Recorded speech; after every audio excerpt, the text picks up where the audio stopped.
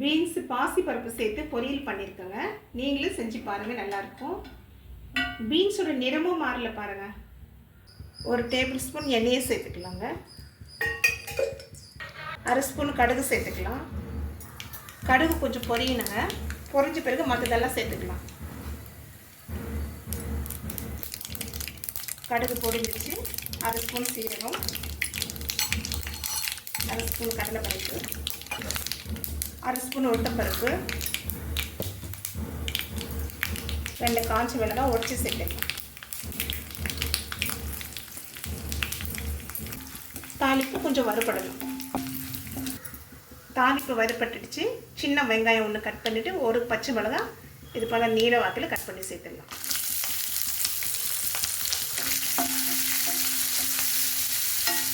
ஒரு 2 நிமிஷம் வதக்கிக்கலாங்க. ரொம்பவும் வதங்க வேண்டாம் வெங்காயம். இப்போ கொஞ்சம் கருவேப்பிலை சேர்த்துக்கலாம்.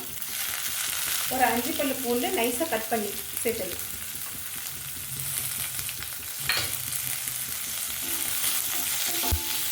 பூண்டு பச்சை வாசனை போகிற வரைக்கும் கொஞ்சம் லைட்டாக வதக்கிக்கலாம். 2 டேபிள் ஸ்பூன் பாசி பருப்பு அரை மணி நேரம் ஊற வச்சு எடுத்துருக்கேங்க. இதையும் சேர்த்துடலாம். பாசி பருப்பு சேர்த்து 2 நிமிஷம் கலந்து விட்டுக்கலாம். பாசி பருப்பும் பீன்ஸும் சேர்த்து செஞ்சால் நல்லாயிருக்கும். டேஸ்ட்டும் நல்லாயிருக்கும். இந்த பீன்ஸ் 1/4 கிலோ அளவுங்க. இந்த மாதிரி கட் பண்ணி சேர்த்துக்கலாம். ஒரு 3 டேபிள் ஸ்பூன் அளவு தண்ணி தெளிச்சுக்கலாங்க.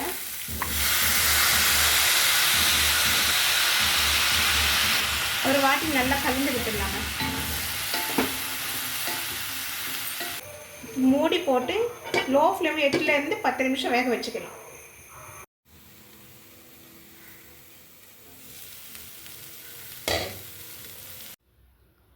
பீன்ஸ் 80% வெந்துடுச்சு. 80% வெந்தால் நல்லாயிருக்கும். பீன்ஸ் வெந்துடுச்சுங்க.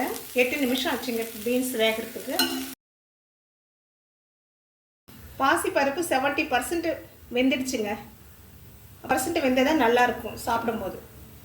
தேவையான அளவு சால்ட்டு சேர்த்துக்கலாம். ஒரு வாட்டி நல்லா கலந்து விட்டுடலாங்க. 2 டேபிள் ஸ்பூன் தேங்காய் துருவல் சேர்த்துடலாங்க.